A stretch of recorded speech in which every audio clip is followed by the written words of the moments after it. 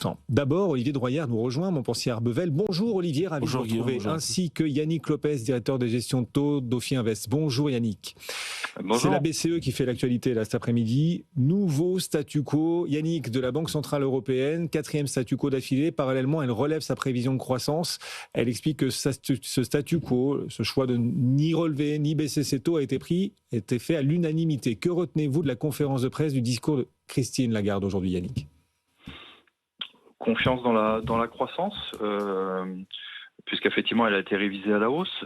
Faut se souvenir qu'en septembre dernier, elle avait déjà été révisée aussi à la hausse. Donc il y a clairement une confiance assumée de la part de la BCE sur la dynamique qu'il y a en zone euro. Madame Lagarde a expliqué un petit peu d'où ça venait, des salaires qui étaient en croissance au-dessus de ce qu'ils avaient en tête, donc des secteurs tels que l'hôtellerie, la restauration, tous ces secteurs qui sont impactés par la croissance des salaires, tiraient plutôt à la hausse.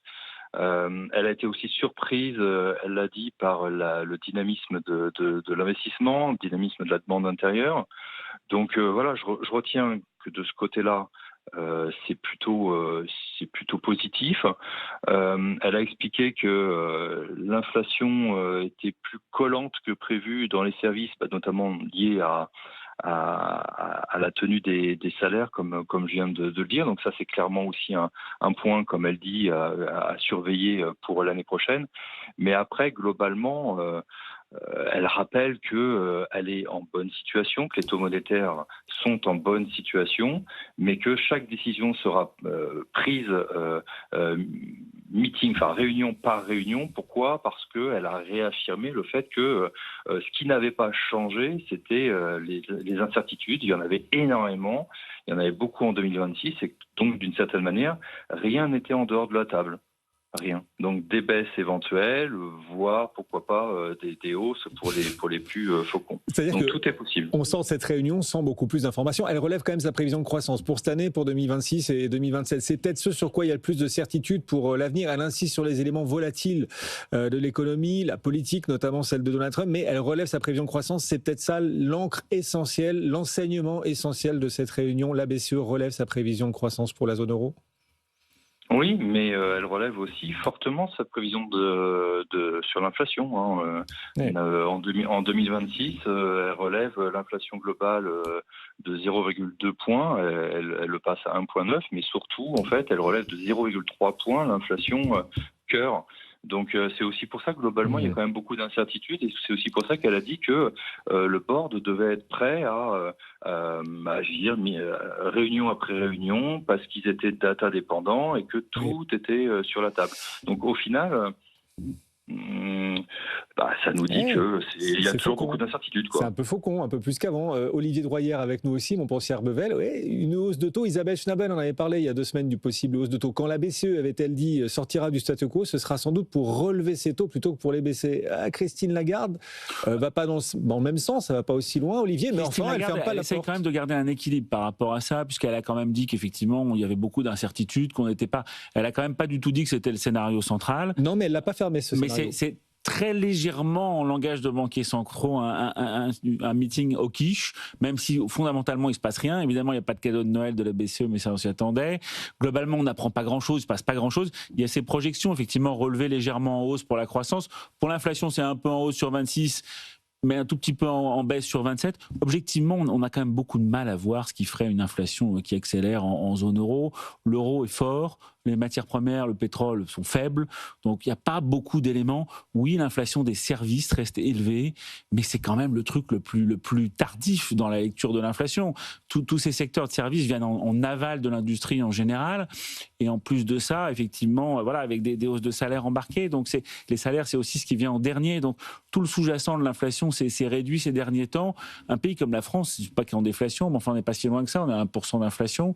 Donc globalement, on a un peu de peine à voir ce qui pourrait complètement justifier ça, mais Christine Lagarde doit ménager tout le monde, Isabelle Schnabel. L'Europe du Sud, où l'inflation est plus élevée aussi. Elle peut pas, oui, mais enfin, en tout cas l'Espagne, l'Italie, bon, c'est quand même pas évident non plus. En Italie, l'inflation est également très faible. Donc oui, à l'Espagne, peut-être un petit peu l'Allemagne, mais quand même malgré tout, on voit pas très bien pourquoi l'inflation, y compris dans ces pays, ne diminuerait pas également. Donc tout ça est aussi un discours politique, ménager la chèvre et le chou, mais on voit pas très bien ce qui justifierait une hausse de taux de la BCE en matière de projection d'inflation. Mais c'est vrai qu'on n'apprend quand même pas grand-chose avec les BCE à chaque fois. Oui, l'évolution des taux obligataires, parce que quelque part, l'enseignement à tirer, c'est comment les marchés réagissent. Voilà. Les marchés, on a toujours une légère détente. Yannick, aujourd'hui, une légère détente des taux souverains en Europe cet après-midi, c'est-à-dire qu'on ne s'inquiète pas outre mesure des perspectives de la part de la Banque Centrale Européenne pour l'an prochain? Oui, alors ça a été un peu roller coaster depuis 1 heure et demie, puisqu'on est allé friser les 2,90 sur le 10 ans allemand pendant la conférence de presse. Je pense qu'aujourd'hui on est un petit peu tiré vers le bas par la courbe américaine, puisque vous en avez parlé, l'inflation est ressortie quand même très largement en dessous des attentes. Donc on a des taux américains qui baissent de 4 à 5 points à peu près. Donc je pense que ça joue aussi un petit peu sur ça. Oui, c'est pas non plus des marchés d'une très grande profondeur, donc passer de plus 3 BP à moins 1 BP, c'est presque un peu notre quotidien en ce moment. Mais moi, je trouve pas qu'on ait rien appris de cette réunion. Elle explique qu'ils n'ont pas de boule de cristal, qu'il y a beaucoup d'incertitudes, donc il faut rien exclure. Elle a aussi été très positive aussi dans les capex, dans l'investissement en zone euro, tiré largement, comme elle disait, par les investissements en infrastructure liés à l'intelligence artificielle. Il y a des choses positives dans les tubes, avec évidemment le plan allemand, mais pas que. Donc tout ça peut alimenter une vue de faucons qui peuvent penser que oui, l'inflation des services est globalement collante parce que les salaires ont eu du mal à redescendre, ils restent très élevés. Mais il y a aussi d'autres relais qui peuvent prendre aussi. Elle a aussi mentionné les aléas climatiques qui peuvent avoir des impacts sur l'inflation. Il y a beaucoup de choses. Donc, moi, je crois qu'effectivement, il y a autant de risques à la baisse qu'à la hausse. Antoine? Il ne faut pas oublier que tout ça arrive un jour où le Trésor allemand a signalé qu'il allait revenir, et alors massivement, sur le marché de la dette dès l'année prochaine. 512 milliards d'euros de bons du Trésor allemand, alors à travers différentes tranches et différents types d'émissions. Enfin, on est bien au-delà de nos propres émissions du Trésor en France, mais enfin, disons qu'on a un track record assez copieux, on va dire.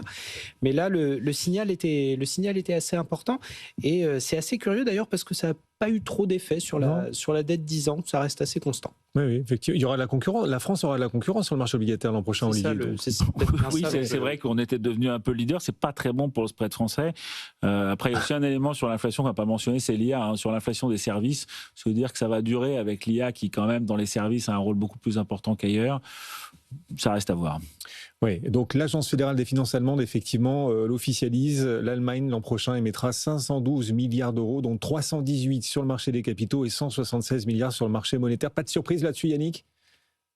Non, c'est pour ça qu'il n'y a pas eu d'impact majeur, effectivement, sur les taux à l'annonce ce matin. Je crois que c'était à 10h. Pour être un petit peu plus... en fait, c'est 350 milliards de dettes moyen-long terme qui vont être émises, parce qu'il y a 318 milliards en conventionnel, plus des green bonds, plus des syndications. Donc, quand on additionne ces trois-là, ça fait 350 milliards. Mais effectivement, c'est une sacrée hausse par rapport à l'année dernière, parce qu'on avait 292 milliards, enfin, cette année, je veux dire. Donc, on a presque 60 milliards d'émissions moyen-long terme qui vont devoir être financées absorbés par les marchés. Donc oui, c'est très important.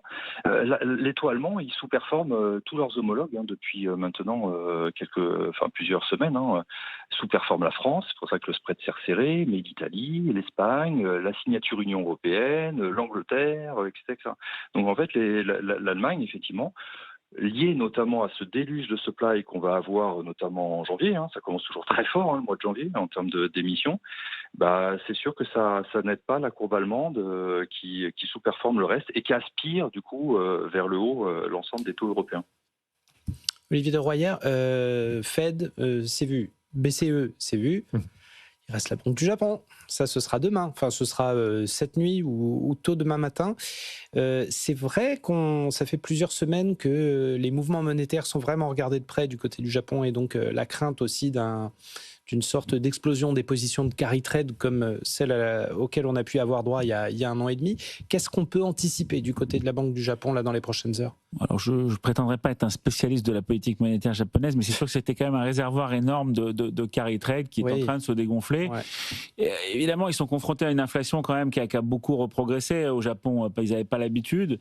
Donc aujourd'hui, ça leur pose un problème. Mais d'un autre côté, avec la masse de dette publique qu'ils ont, je ne sais pas très bien jusqu'où ils peuvent aller sans que ça pose aussi un problème. Donc ils sont visiblement dans une dynamique plus dure en réponse à une politique économique qui stimule plus. Mais enfin, ils ne peuvent pas aller trop loin non plus, donc c'est un équilibre subtil à trouver. Oui, Yannick, la Banque du Japon, la nuit prochaine, pourrait relever ses taux. Ce serait un game changer ou pas pour les marchés mondiaux si elle le fait? Alors, pour le coup, ça a été tellement télégraphié.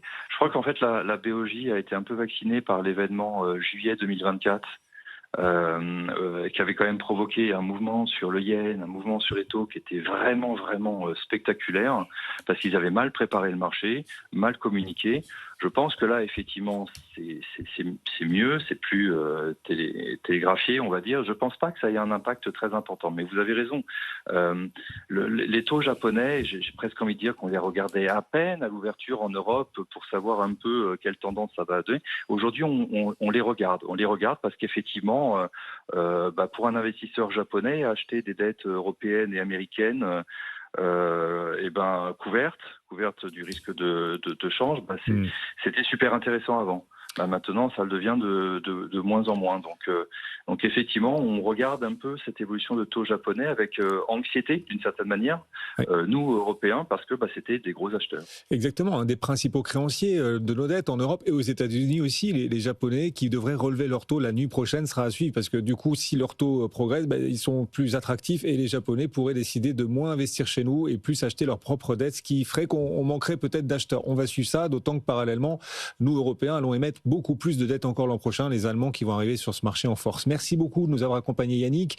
Olivier, du coup, quand on mélange tout ça, quand on regarde aussi le bilan de l'année 2025 sur le marché action, on se dit quoi? On fait quoi on prépare quoi pour 2026 dans les portefeuilles? Alors, pour 2026, c'est sûr qu'il y a toute l'histoire de la tech. Aujourd'hui, on est un peu soulagé par Micron, mais Micron, c'est quand même un fournisseur. C'est pas lui qui va être en amont quand même de ce qui se passe. Donc, c'est assez logique que les chiffres de Micron soient bons. Mais on a quand même le sentiment que cette vague de l'IA et de la tech qui porte les marchés américains depuis 3 ans, on a probablement, ça fait des mois qu'on se pose la question en disant est-ce qu'on est au sommet de la vague? Ça donne un peu ce sentiment quand même, parce qu'effectivement, Oracle a quand même été divisé par 2, c'est-à-dire que globalement, tout le monde s'est enthousiasmé en octobre sur le plan d'Oracle 2030 avec ses croissances très fortes, et finalement, aujourd'hui, c'est les interrogations sur le financement qui prennent le dessus. Donc, l'IA, on sait bien que ça va être une révolution peut-être au-dessus de n'importe quelle autre en termes de transformation des usages. On sait que les marchés sous-estiment toujours les révolutions technologiques à long terme, mais ils peuvent les surestimer à court terme. Et donc aujourd'hui, ces sujets de financement, ces sujets de rentabilité des capitaux investis, de monétisation, il y a des modèles qui sont meilleurs que d'autres, mais est-ce qu'on peut les vendre beaucoup plus cher? Donc il y a pas mal de sujets de limites physiques dans la supply chain. Donc quand même une certaine prudence sur la tech aux États-Unis. Prudence sur la tech aux États-Unis, on est forcé d'être prudent quand même sur le marché américain lui-même, puisque effectivement, dans ces conditions-là, c'est quand même un tiers du S&P, avec quand même aussi des impacts en termes de consommation plutôt haut de gamme avec l'effet richesse, puisqu'on sait très bien que ça a quand même tiré pas mal la consommation américaine. Le premier quintile de consommation, c'est à peu près 45% de la consommation américaine. Donc préférence pour l'Europe en 2026, avec quand même une croissance qui a été quand même soulignée par la BCE, qui est quand même en tout cas satisfaisante. Ça fait pas rêver. Nous, on n'a pas ces grandes techs et quelque part, c'est certainement un problème grave sur le long terme, mais à court terme, ça pourrait peut-être nous aider un peu. Et puis, je dirais trois sous-thèmes. À toute chose, malheur est bon. Voilà, exactement. Oui. Et 3 sous-thèmes qu'on a envie de jouer. La santé, je l'avais déjà évoqué, mais c'est vrai que la santé, c'est un secteur finalement de croissance visible. Chapeau, je dis juste chapeau parce que ça fait 2-3 mois que vous nous en parlez du secteur de la santé là, pour les prochains mois. Et maintenant, tout le monde en parle. Donc, vous avez été sur l'avant de la vague pour nous et on vous en remercie. Franchement, c'était bien vu. Vous continuez et vous persistez. Voilà, exactement, puisque normalisation après les accords avec Donald Trump, mais on est juste à peu près avec 2-3% de prime, alors qu'historiquement, on est sur 20% de comme prime par rapport au marché. Deuxième point, on peut élargir un peu sur la qualité en général, les valeurs de qualité, donc des retours sur capitaux investis élevés, une croissance structurelle. Il y en a aussi dans des secteurs de grande consommation qui ont été très délaissés. La prime de qualité s'est complètement dégonflée en Europe. On a 15% de sous-performance sur un an. Sur les 4-5 dernières années, c'était pas terrible. Sur 25 ans, la qualité surperforme toujours largement. Qu'est-ce que vous appelez la qualité Je vous dis les valeurs qui ont des rentabilités, les capitaux investis élevés, donc, des croissances structurelles, par exemple, dans les cosmétiques ou autres, ce genre de valeurs. Moins sur le luxe, parce qu'effectivement, un peu de prudence quand même, notamment sur les marchés US. Et puis, dernier point, c'est les valeurs moyennes qui ont quand même une décote aujourd'hui. Même si l'année a été correcte en 2025, elles ont fait des performances décentes, mais il y a une décote en EV sur EBITDA de 25% par rapport aux grandes valeurs. On est vraiment sur un niveau très élevé et il n'y a pas beaucoup de présence des grands investisseurs, donc pas beaucoup de risques aussi de sortie. Donc, c'est des éléments qui devraient plutôt nous préserver et nous permettre de faire des performances sur 2026. Ben voilà, les idées, l'allocation, Montpensier Bevel, Olivier Droyer régulièrement à nos côtés. Merci beaucoup Olivier d'être venu nous voir.